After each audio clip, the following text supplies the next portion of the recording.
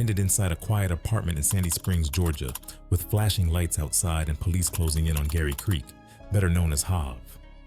Before those final shots echoed, stories about his crew had already spread through Baltimore streets and Instagram feeds. People whispered that catching a body was the only way to prove yourself, and rap videos showed young men waving guns like trophies. The streets called them Triple C, but online they became the IG Murder Crew. Their legend grew louder every week, but the truth was buried underneath rumors, indictments, and blood on the pavement. To understand how it all reached that point, you have to rewind back to Baltimore before Triple C existed, when another gang's fall left the city wide open. Baltimore in the 2000s was already deep in the cycle of gangs, drugs, and corner wars. The Black Guerrilla family, usually called BGF, held major weight in both prison and the streets. They were born with political talk, pushing ideas of black power and separation, and they even put out a manifesto known as the Black Book. But those ideals didn't last on the pavement, because the day-to-day was about running drug corners, collecting street taxes, and keeping rivals out of their blocks. By the early 2010s, they were less about politics and more about control, and that made them one of the most feared crews in Baltimore. BGF had a system where they took a cut from independent dealers who wanted to hustle on their corners, and if someone refused, violence followed. Former Police Commissioner Anthony Batts described them as a gang that used force and intimidation to dominate the local drug economy. Their members were visible everywhere, and their reputation made it hard for smaller neighborhood cliques to breathe because the family demanded respect and tribute. That model worked for years until the heat from law enforcement came down hard in the middle of the decade. In 2015, the city was rocked by the death of Freddie Gray while in police custody, and the protests that followed shook Baltimore for months. Neighborhoods like Sandtown, Winchester exploded with anger, and in the middle of that chaos, the BGF grip began to crack. Violence rose sharply, and homicide numbers went up in corners already struggling. The federal government saw an opportunity, and in 2015 they indicted 14 members of BGF. The very next year they came back even harder and indicted 34 more. Those moves cut the head off the leadership, leaving crews scrambling without direction. When the main bosses of BGF went down, the corners they controlled suddenly opened up. In a city where drug corners meant fast money and power, that vacuum created pure chaos. Younger hustlers saw their chance to step up, and old rivalries quickly resurfaced. The streets of East Baltimore became a battlefield for territory because everyone knew that whoever grabbed the open blocks would be able to build their own name and bankroll. In economic terms, it was like a cartel collapsing and rivals rushing in to take its customers. Baltimore has always had local crews, neighborhood-based with their own rules, but the fall of BGF removed one of the last dominating forces. Instead of one powerful gang calling the shots, you had a mix of small cliques fighting for control. Shootings increased because violence was the only language that settled disputes when no higher authority was present. By 2016, the city was averaging some of its highest murder numbers, with young men dying almost weekly in some neighborhoods. The police response was aggressive, but it often came too late. They struggled to track the new wave of violence because it wasn't just one organized gang anymore, but multiple small crews rising. The distrust between residents and police grew stronger during this period because many people felt like the authorities only showed up after tragedy. With BGF leadership in prison, there was no one big enough to enforce rules on the block anymore, so the city shifted into a free-for-all. For many, it felt like Baltimore was trapped in a cycle of retaliation, with each killing sparking another one. Parents buried sons, kids lost fathers, and entire blocks lived under constant threat. The absence of BGF created room for a new kind of gang to rise, one that didn't pretend to have a political mission. That empty space in East Baltimore became the stage where Gary Creek, a man who already carried a reputation, decided to create something new. His crew would take the vacuum left behind and turn it into an empire that mixed drugs, guns, music, and Instagram. The story of Triple C begins right there, in the ashes of the Black Guerrilla family's collapse. When the Black Guerrilla family started collapsing, Gary Anthony Creek saw an opening on the streets. Creek was known by many names, but people in Baltimore often called him Hav. He had grown up around the street life, and by the time he reached adulthood, he already carried a heavy reputation. His name floated through East Baltimore corners, and his ties to BGF made him respected and feared. Creek learned early how the game worked, and when he saw the vacuum left by those indictments, he moved quickly. Around 2014, Creek began laying down the foundations of a new crew that he called Triple C. The initials stood for Cruddy Conniving Crutballs, which sounded wild to outsiders but fit the gritty identity they wanted. The word crutball in Baltimore slang meant someone grimy, reckless, and unpredictable, and Creek embraced that label. He built an image around being raw, conniving, and never scared of violence. The name itself was supposed to let rivals know they were not a regular clique. The first members of Triple C came directly from neighborhoods like Darley Park and Orchard Ridge. These areas already had open-air drug shops where heroin, fentanyl, crack, and marijuana moved daily. Creek saw those spots as the foundation for his new empire. He wanted corners that generated steady income, but he also wanted loyalty enforced by fear. If you were Triple C, you had to prove your place. The rules were simple and brutal, and everybody understood them quickly. Triple C started spreading a code where members had to carry firearms and be ready to use them. Carrying heat was not optional, it was part of your identity. Every member had to have access to guns, and they passed them around to confuse police investigations. Law enforcement later said they used over a dozen different firearms, swapping them often to avoid ballistics tracking. That system made it harder for detectives to connect shell casings to one specific shooter. Respect inside the crew had to be earned, and one of the sayings people connected to them was "catch a body or catch a fade." That phrase meant you either committed violence or got dealt with by your own crew. It was never written down, but everybody in the streets repeated it when talking about Triple C. Instagram and rap lyrics carried the same energy, with members bragging about what they had done. For a teenager trying to join, violence was the ticket inside. Gary Creek was the top man, but he needed lieutenants to hold the streets with him. Two names stood out in those early years: Daryl Carter, known as Black Ice, and Corey Cawthorn, better known as Fat Corey. Black Ice had already proved himself with shootings, and he became one of Creek's trusted shooters. Fat Corey had a father who was also tied to gang life, so the lifestyle was in his blood. Together they became Creek's lieutenants and the muscle that gave Triple C its bite.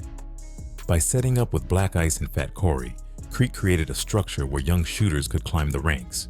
You wanted a C next to your name, then you had to move with violence. You wanted to keep that C, then you had to stay loyal. If someone was weak or failed to put in work, Creek made sure they were threatened with losing their spot. Triple C turned loyalty into fear, and that became their strongest weapon. The crew's presence was first felt hardest in Darley Park and Orchard Ridge, where their drug shops operated openly.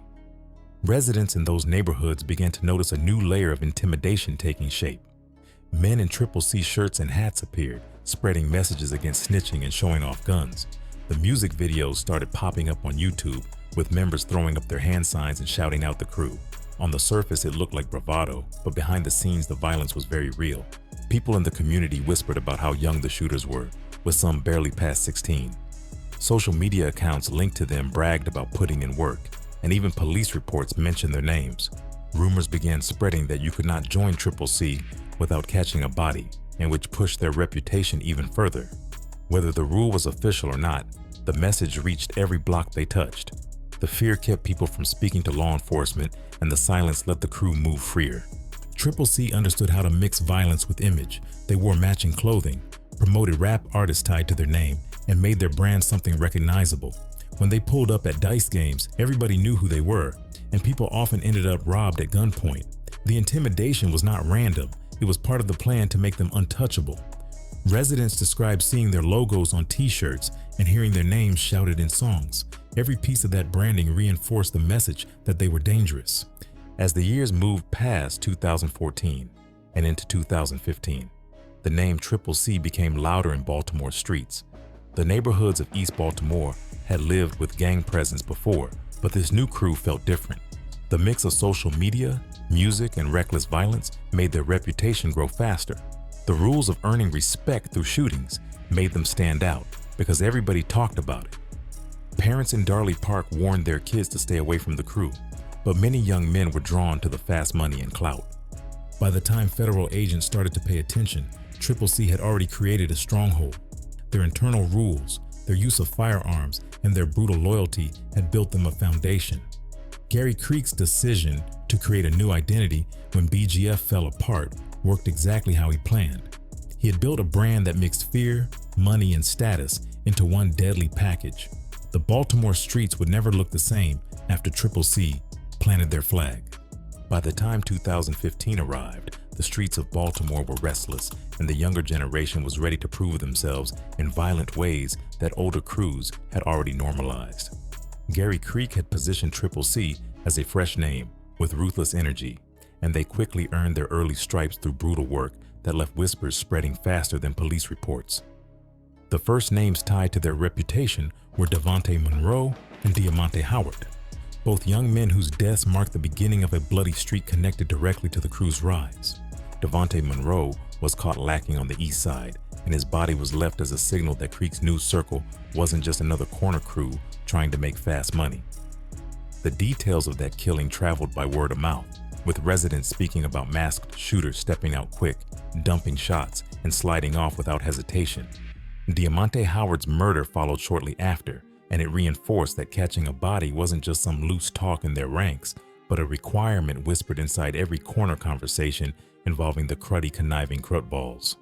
These deaths were less about personal disputes and more about setting a tone, showing Baltimore that Triple C was serious about putting fear in neighborhoods.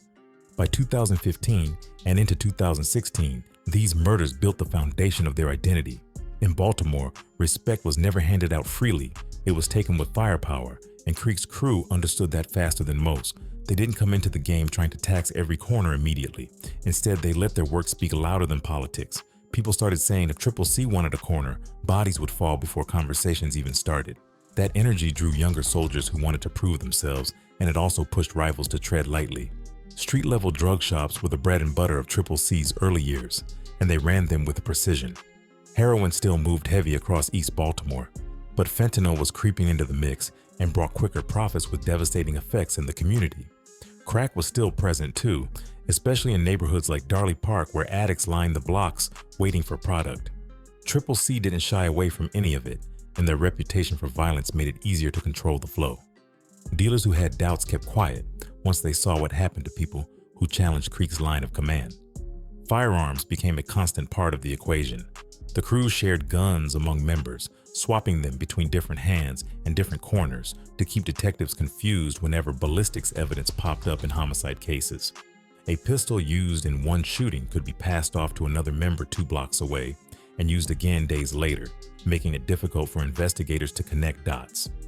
This circulation created a chaotic pattern of shootings that didn't lead back to one man, but instead painted the picture of a neighborhood under siege by a faceless force. What made this period different from older eras was the way Triple C blended traditional street reputation with online performance. Around this time, the social media presence of the crew began to grow. Members posted videos with firearms, sometimes freestyling rap lyrics about catching bodies or stacking cash on tables. Facebook pages showed young men with ski masks, and captions hinted at real violence that detectives would later tie to open cases. Instagram started buzzing with coded messages, and the streets took notice. Residents who lived in fear could now see that intimidation extended beyond the corners and into their phones, with live streams and pictures painting a picture of invincibility. This online bravado wasn't only for the streets, it was also bait for recruits who wanted to be seen as part of something feared across Baltimore. Young men craving validation saw Triple C's online presence and wanted to align themselves with the lifestyle. The mix of street killings and social media content gave the crew a new layer of reputation building that older sets like BGF had never leaned on so heavily. Law enforcement at this stage was only beginning to notice patterns. Detectives had names whispered in witness statements, but proving connections between killings was tricky when shooters wore masks and guns floated between different incidents. Surveillance picked up some faces, and Facebook monitoring showed bragging posts, but prosecutors didn't yet have the firepower to take down the entire circle.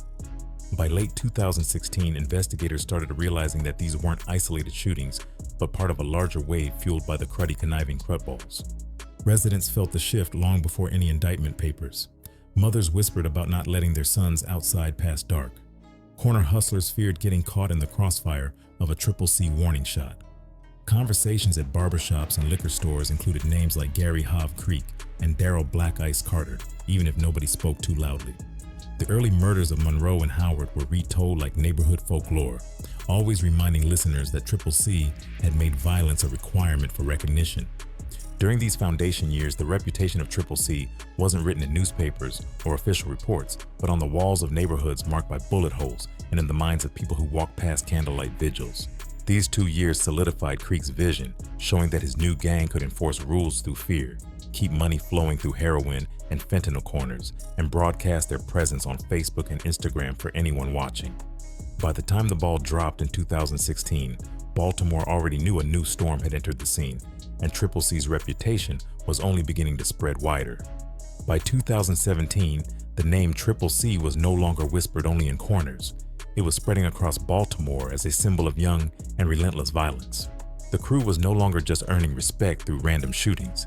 Now they were moving like an organization with rituals, codes, and a rhythm of bloodshed that left the streets in constant fear. People knew something different was happening because every few weeks another body dropped, and the rumors only grew louder with each killing. The summer of 2017 set the tone for the shift. In June, a drive-by on Bonaparte Avenue sent shockwaves through the east side. The victims, Antonio Griffin and Therese Pinckney, never saw it coming. Gunmen rolled up quick, sprayed shots without hesitation, and left both men dead in the street. Residents described the scene like something out of a movie, but there was nothing cinematic about the way it reminded the entire neighborhood that Triple C was climbing higher through violence. That drive-by wasn't just another shooting. It became a marker that showed how Creek's boys were ready to escalate and that their brand of ruthlessness had no brakes. Only 2 months later, in August 2017, the murders of Thomas Johnson and Devontae Finley Monroe turned up the volume even louder. Johnson was caught during a dice game robbery, one of those stick-ups that had become routine for the crew by then. Triple C soldiers used dice games not only as a quick hustle, but also as hunting grounds for enemies and potential recruits who needed to prove themselves. Devontae Monroe, known on the streets as Finley, got lined up separately, and his death further reinforced the idea that Creek's crew had made murder not just a tool, but a requirement. These killings stacked on top of the Bonaparte Avenue drive-by, creating a timeline of events that showed how Triple C used blood to script their rise. By the end of 2017, the role of violence had shifted from simple survival to ritual. It wasn't just about eliminating rivals or defending corners anymore. Violence became discipline inside the crew and marketing outside it. Members who disrespected orders faced brutal consequences, often beatdowns or worse, while outsiders learned quickly that disrespecting Triple C was equivalent to signing a death sentence. Discipline wasn't written on paper, it was written in blood, and it kept the hierarchy intact around Creek, Black Ice, and Fat Corey. At the same time, murders and robberies doubled as promotional material. Carjackings became normal practice, with young members pulling up on random drivers, stripping cars, and sometimes filming pieces of the aftermath to flash online.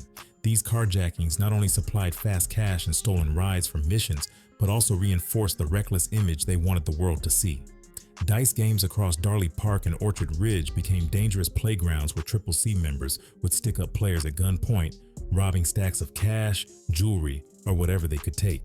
These robberies carried the same weight as drug money because they amplified the aura of fear around the crew's name. During this period, the legend that new members had to kill to join started to catch fire. Rumors swirled on corners, in barbershops, and on Instagram comments that Triple C wasn't letting anyone in unless they had caught a body. Whether the rule was official or just exaggerated, the myth became part of their identity. Baltimore locals started calling them the IG Murder Crew, and the nickname stuck because of how often guns, killings, and clout-chasing posts lined up with their movements. The name sounded wild, but it fit perfectly for a group that combined old-school brutality with new-school internet shine. Social media added gasoline to the rumors. Rap videos began surfacing with young members holding pacifiers in their mouths while flashing guns and Triple C hand signs. The pacifiers weren't random props. They were part of an image meant to symbolize rebirth into the crew after violent initiation, a twisted ritual that fueled both street mystique and online fascination. Facebook and Instagram made sure these clips circulated beyond Baltimore, and the IG Murder Crew name became locked in people's minds. By 2018, their reputation was no longer confined to their immediate neighborhoods. Triple C's terror spread across Darley Park and bled into Orchard Ridge, Oliver, and even parts of East Baltimore, where rival crews once held tighter control. The Bonaparte Avenue shooting, the murders of Johnson and Finley, the carjackings, and the dice game stick-ups added up to a violent portfolio that told the entire city that Triple C was not a passing phase. Mothers told their kids to avoid certain blocks. Hustlers avoided dice games unless they had backup, and neighborhood conversations about the Krutballs always carried an edge of fear. Law enforcement, still slow in piecing everything together, began taking deeper notice by mid-2018. Detectives tracked Instagram accounts, screen-captured music videos, and wrote down the nicknames being bragged about online. They knew about Gary Hove Creek, Daryl Black Ice Carter, and Corey Fat Corey Cawthorn, but the challenge was connecting them to actual crimes with evidence strong enough for court. Triple C thrived in that gap, where everyone knew what was happening, but nobody wanted to testify. The lack of witnesses was no accident, because intimidation was woven into every action the crew took. What really made 2017 and 2018 different was the blending of violence and ritual into a single lifestyle. Every killing reinforced hierarchy. Every robbery marketed their image. Every pacifier in a video told the world they weren't afraid to lean into myth. The IG murder crew lived up to the nickname, not because they had a press agent, but because their own members broadcast their work through cell phones and rhymes. By the close of 2018, Baltimore had learned that Triple C was no ordinary street gang. They weren't chasing recognition from older groups like BGF or the Bloods. They were building a new identity rooted in discipline, ritual, and spectacle. The killings of Antonio Griffin, Therese Pinckney, Thomas Johnson, and Devontae Finley became the backbone of their violent resume. The carjackings and dice game robberies turned them into legends of fear. The pacifiers and hand signs gave them a twisted cultural stamp that kids younger than them admired and imitated. In these 2 years, Triple C didn't just expand territory, they redefined what a rising crew could look like in the age of Instagram. Their killings weren't only about bodies falling, they were about sending messages, cementing loyalty, and turning fear into a brand. And for Baltimore in 2017 and 2018, that brand was everywhere. By 2019, Triple C wasn't just a Baltimore street crew anymore. They were living up to the IG murder crew title the city had given them. The streets already knew them as reckless killers, but now they had fully merged violence with online spectacle. Every robbery, every carjacking, every shooting had the potential to become part of their social media presence, turning what should have been hidden into a show for likes, comments, and followers. Territory still mattered, but clout became currency, just as valuable as drug money, maybe even more. The way they chased attention on Instagram and through rap lyrics made their legend spread faster than any block-level hustle. One of the clearest shifts came with how carjackings escalated during that summer. What used to be a hustle for quick transportation or resale now turned into a stage for fatal violence. In July 2019, a barber named Devin Chavis was murdered during one of those carjackings, and that killing rattled the streets because Chavis wasn't a gangster, wasn't a rival, just a working man. He had a reputation as a cool neighborhood barber, someone people trusted with their kids' cuts, and his death made people realize nobody was safe from Triple C's reach. That carjacking wasn't about the ride anymore, it was about showing power, flexing recklessness, and feeding the image that Triple C wasn't afraid to drop bodies in public. Barely a month later in August, the violence climbed even higher when Kendrick Sharp, an Army veteran, was gunned down in another carjacking incident. Sharp had survived serving in uniform, but he couldn't survive Baltimore's East Side in 2019. His death hit a nerve because it brought national headlines and military ties into a story that usually stayed on local news. For Triple C, though, it was another notch on the scoreboard, another killing that made their name heavier. These murders weren't strategic hits on rivals, they were violent acts that doubled as marketing material, reinforcing the legend that Triple C was ruthless, unpredictable, and larger than life. The same month, in another brazen move, Sergeant Isaac Carrington was shot and left paralyzed. A police officer being hit like that was different from anything before because it showed that Triple C's violence didn't respect uniforms or badges. The shooting of Carrington echoed across Baltimore's police department, shaking morale and forcing law enforcement to finally admit they were facing something beyond the average corner crew. Carrington's paralysis became a living reminder that Triple C was willing to cross lines most gangs avoided, and that realization fueled the legend of the IG murder crew even more. Part of the madness came from how members used social media to brag, taunt, and flex after these violent acts. Posts went up with guns, money, and cryptic captions, making people wonder if they were indirectly confessing or just fanning the flames of speculation. Nesmith, one of the younger and louder voices linked to the crew, was especially bold online. He mocked the feds, saying they couldn't catch him, daring them through Facebook Lives and IG stories. His arrogance turned into entertainment for some followers, but also pushed the myth of invincibility that Triple C tried to project. Every time Nesmith uploaded a clip or dropped a bar in a rap, it created more attention than police press conferences ever could. The role of rap music became bigger in this era because members used lyrics to indirectly reference shootings, robberies, and beefs, while layering it with threats and inside codes only locals fully understood. Rap wasn't just art, it was documentation. A highlight reel that turned real deaths into punchlines for clout. The same phones used to record videos of guns and dice games now captured rap sessions where pacifiers, hand signs, and Triple C shoutouts reinforced their myth. The crew leaned into spectacle so hard that clout chasing itself became just as important as corner control. In a way, Instagram likes and YouTube plays mattered as much as drug profits, because online attention was what spread their name past Darley Park and Orchard Ridge into the wider city and even beyond Baltimore. By 2019, their reputation had grown so big that smaller cliques began forming spin-off sets under Triple C's umbrella. The most talked about was SCL, short for Shooters Can't Lose.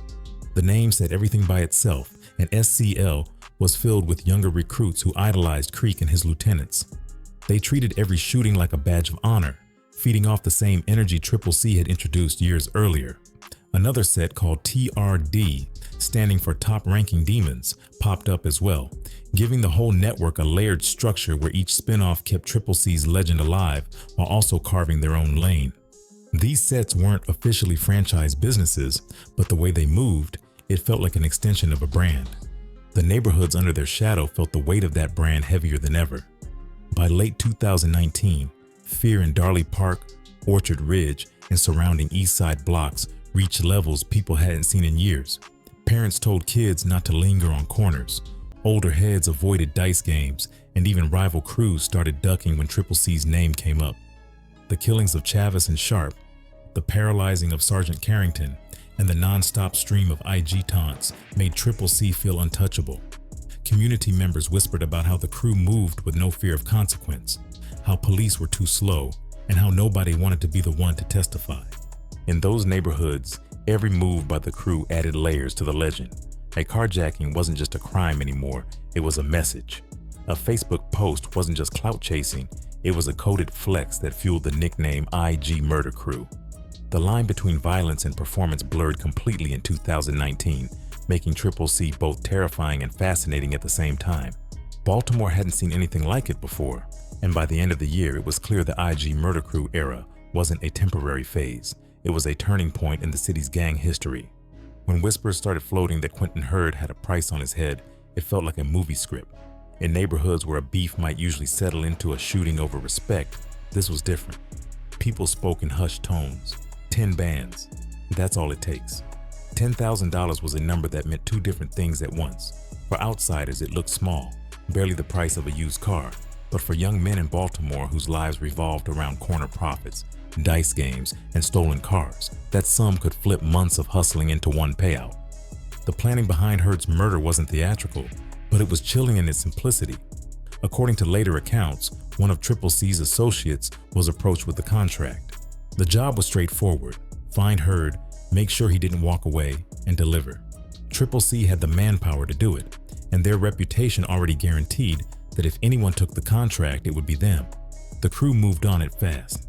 The execution was quick, precise, and public enough to send a message. Hurd wasn't taken out in some back alley.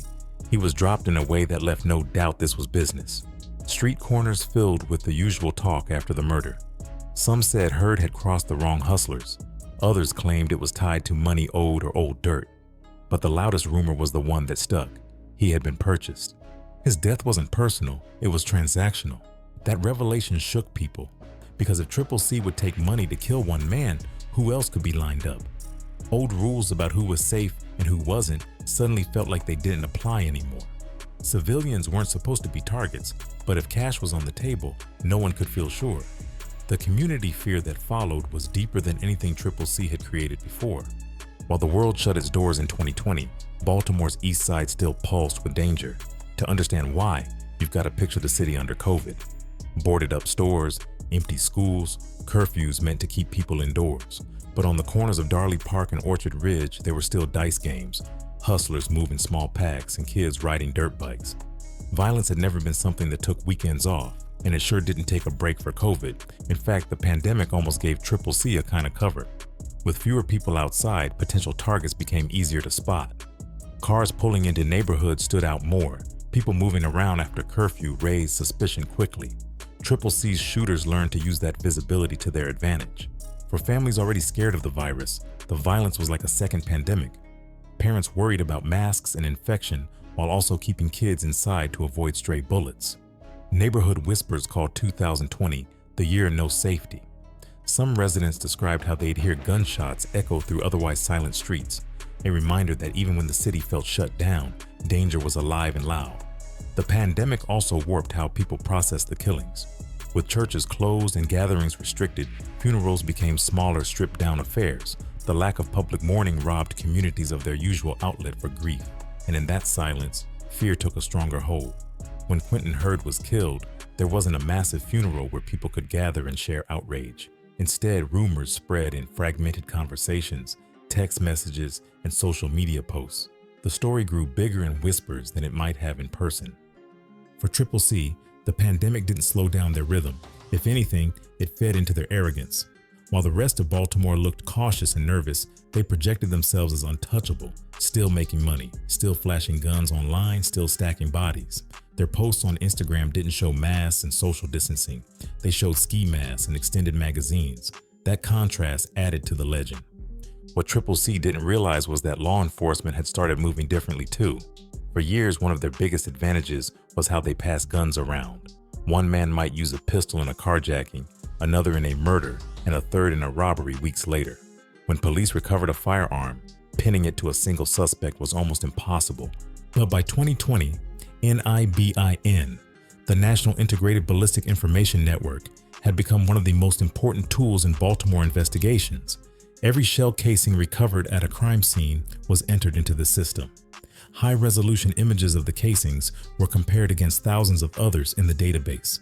Even the smallest scratch, dent, or firing pin mark left unique fingerprints that the system could track. That meant a bullet casing picked up at a carjacking scene in March could suddenly be connected to a murder back in January. If the same gun was recovered in April, it linked the chain even further. Slowly, Triple C's careful chaos began looking like a straight line to detectives. In one instance, a 9mm pistol recovered from a stolen car was matched to shell casings from 3 separate shootings. 2 of those were murders. The third was a robbery gone wrong. For years, those cases would have sat in separate folders. With NIBIN, they became chapters of the same story. Even more damaging for Triple C was how social media tied into this. A gun flashed in an Instagram Live could now be compared to ballistics reports. Detectives could say, "This Glock with the extended clip seen in July is the same weapon linked to 3 shootings by August." That kind of evidence turned rap videos into indirect testimony. By mid-2020, federal agents were quietly confident they had the outlines of a case. The murders, the carjackings, the contract hit on Hurd, they weren't random anymore. They were puzzle pieces being arranged into an indictment. Triple C kept chasing clout online, unaware that each flex gave law enforcement another timestamp, another breadcrumb, another link in the chain. Looking at the year in full, 2020 was the turning point for Triple C. On the surface, they seemed unstoppable, dropping bodies, pulling in money, still posting online. But underneath, the combination of contract killings, pandemic fear, and forensic technology was reshaping the battlefield. The Hurd hit showed they could be bought. The continued murders during lockdown showed they had no pause button, and NIBIN showed that law enforcement finally had a tool sharp enough to follow them. By the end of the year, the reputation of Triple C had shifted once again. To the community, they weren't just reckless kids with guns, they were ghosts for hire, killers on contract who could strike even when the city was locked down. To the police, they weren't just another violent crew, they were a crew leaving digital and ballistic fingerprints on every crime they touched. That combination set up everything that came after. 2020 was both their peak and the start of their fall. By 2021, Baltimore was holding its breath. Triple C had gone from whispers on the corner to full-blown urban legend, the kind of crew people invoked with a mix of awe and dread. They had stacked bodies, flaunted their guns online, and mocked the police for years. But what nobody on the streets could see was that federal agents had been quietly closing in. pulling threads that were finally ready to snap. It happened fast. Just after dawn on June 3rd, 2021, Baltimore awoke to the sound of heavy boots on row house porches. Tactical trucks lined the blocks and helicopters cut through the morning air. The ATF, Baltimore PD, and U.S. Marshals had launched a coordinated sweep that hit multiple addresses at once. By the time the sun had fully risen, 15 alleged members and associates of the Triple C gang were in custody. Agents kicked in doors, seized guns, and bagged stacks of phones. Digital gold for investigators who had spent months mapping the crew's online lives. Some arrests were violent, suspects refusing to go quietly. Others were almost anticlimactic, young men stumbling out half asleep, still clutching the same phones they had used to post threats and bragging rights on Instagram the night before. The federal indictment was sweeping: racketeering conspiracy, 18 murders, 27 attempted murders, drug trafficking, and weapons charges. To call it one of Baltimore's biggest gang takedowns in recent memory was no exaggeration. For neighbors who had lived with years of violence, the sight of agents hauling out suspects felt like both relief and disbelief. Relief that maybe the killing would slow down. Disbelief that the same boys they had seen on bikes or hanging on corners were suddenly facing charges more fitting for cartel operatives. The news cycle erupted. Baltimore Sun headlines and local TV anchors didn't just call them Triple C anymore. They called them the IG Murder Crew. The nickname stuck because it captured the bizarre reality. This wasn't just a gang spilling blood on the streets. It was a gang that had turned Instagram into its second battlefield. Reporters highlighted how members posted rap lyrics about shootings days after they happened, flaunted guns that ballistics later tied to murders, and mocked their rivals openly in stories and lives. In one press conference, federal prosecutors flatly stated they weren't just committing crimes, they were advertising them. That blend of violence and clout chasing shocked the public. To outsiders, the idea that a murder crew could double as an online content machine felt surreal. To Baltimoreans who had scrolled past those very posts for years, it felt like the authorities were finally catching up to something the streets had known all along. Once indictments became public, the details painted a clearer picture of how Triple C actually functioned. Court filings described the gang not as a rigid hierarchy, but as a fluid set of roles tied together by the violence and reputation. Some members specialized in carjackings, others in shootings, and others in moving drugs. Guns were passed around like community property, each one with a bloody resume. There were codes too. Members used nicknames in group chats, often mixing emojis with street slang that prosecutors later presented as evidence of intent. For example, a string of skull emojis sent after a shooting, a gun emoji followed by initials that matched a victim's name, phrases like "put in work" or "spin for the set," shorthand for carrying out violent acts to uphold crew reputation. In one particularly damning set of screenshots, prosecutors revealed chat messages where members openly bragged about murders, sometimes within hours of committing them. One message read, "He won't be talking no more." We Up One Another posted alongside a photo of a handgun, same one from last night. The casual tone horrified courtroom observers.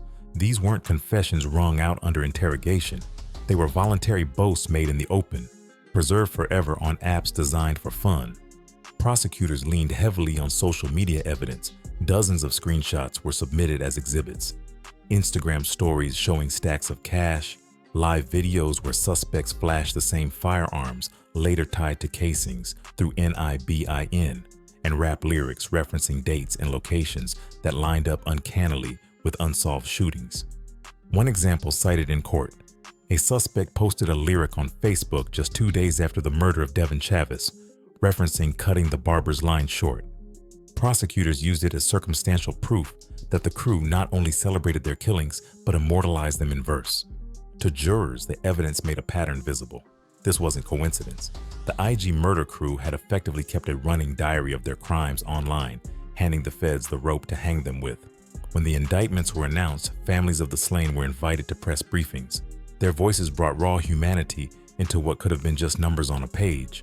One mother, whose son had been gunned down in a drive-by, broke into tears as she told reporters, "I thought nobody would ever pay for what they did to my baby." To hear their names read out loud in court finally felt like maybe my boy's life mattered. Another relative, the sister of Kendrick Sharp, the Army veteran killed in 2019, spoke with fury. "He survived deployments overseas, only to come home and get murdered by kids chasing likes on a phone screen. This wasn't just violence, this was humiliation for our whole city. Their grief underscored what prosecutors wanted the public to see, that behind the hashtags and the rap videos, dozens of lives had been destroyed, leaving parents, children, and communities fractured beyond repair. For years, fear of Triple C came from the possibility of crossing them in the streets. By 2021, fear shifted into something else, the realization that these young men had turned death into entertainment. The indictments forced the city to confront how social media had blurred the lines between art, clout, and criminal evidence. Community activists pointed out that Baltimore youth were growing up in a world where violence was not just committed, but broadcast. They warned that even if Triple C was dismantled, the formula, murder plus online notoriety, would inspire others. The federal sweep didn't wipe out gang violence in Baltimore. It didn't bring back the dead, but it did mark a turning point. For the first time, it felt like the authorities had caught up to the pace of the street. Nibian ballistics, online evidence, and RICO statutes had combined to put a dent in a crew that once seemed untouchable. For the families, it was a partial victory. For law enforcement, it was proof that gangs couldn't stay invisible in a digital age. And for the wider community, it was a strange mix of closure and unease. The arrest meant the IG murder crew had been exposed, but it also left everyone wondering how many other crews were watching, learning, and waiting for their turn to chase infamy. By the summer of 2021, the name Gary Creek had become myth. He wasn't just another Triple C shooter, he was its founder, its anchor, the man whose reputation stitched together a gang that thrived on chaos. But by August, Creek's story was nearing its end. He had been granted pre-trial release earlier in the year, a decision that stunned many given the weight of the racketeering charges he faced. He was supposed to surrender himself to authorities. Instead, he vanished. For weeks, whispers traveled Baltimore's streets. Some said Creek had slipped out quietly, laying low in the South. Others claimed he was plotting retaliation, a final wave of blood before prison swallowed him. Law enforcement kept its mouth shut, but behind closed doors, task forces were tracking every phone ping, every slip of intelligence. The hunt ended in Sandy Springs, Georgia, a suburb north of Atlanta, hundreds of miles from the blocks where Triple C had made its name.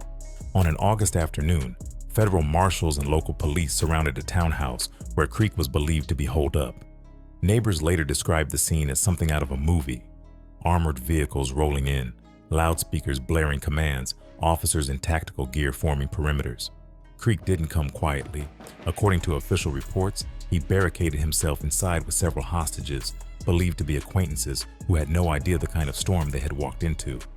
Gunfire erupted. Witnesses heard bursts of shots, then long silences, then more shouts from police negotiators. For hours, the standoff stretched on, with news helicopters circling overhead and bystanders clutching their phones, live streaming snippets to social media. Inside, details remained murky. Authorities later said Creek fired at officers and refused to negotiate. What is clear is that when the gunfire finally ceased and the tactical team stormed the building, Creek was found dead.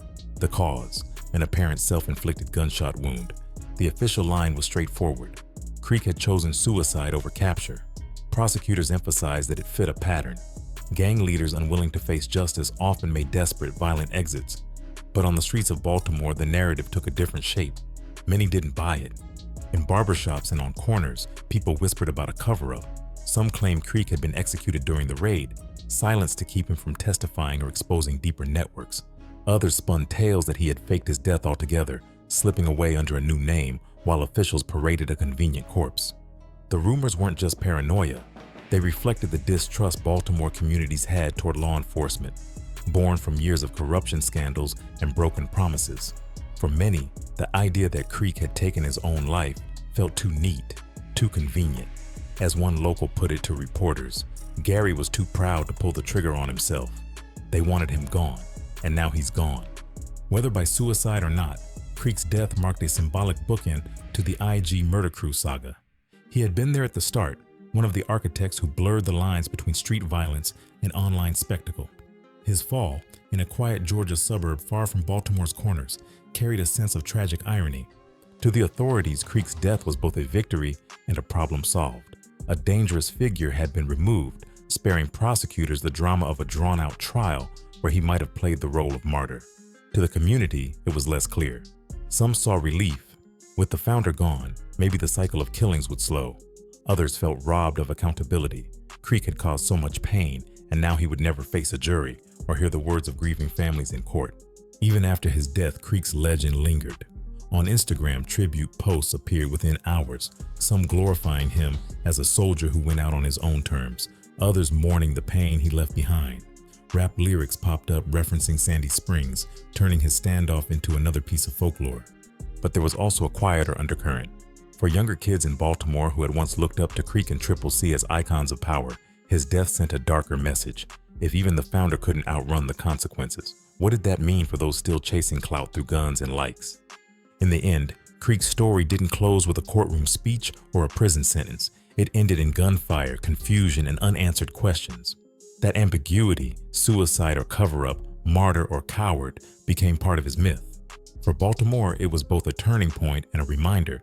Gangs rise and fall, but their ghosts linger long after the bullets stop flying. By the time the federal trials finally got rolling in 2022, Baltimore had already moved on to the next wave of headlines, the next surge of violence, the next cycle of grief. But for the families who had lost sons, brothers, and fathers to the IG murder crew, the courtroom was the only place left to seek answers.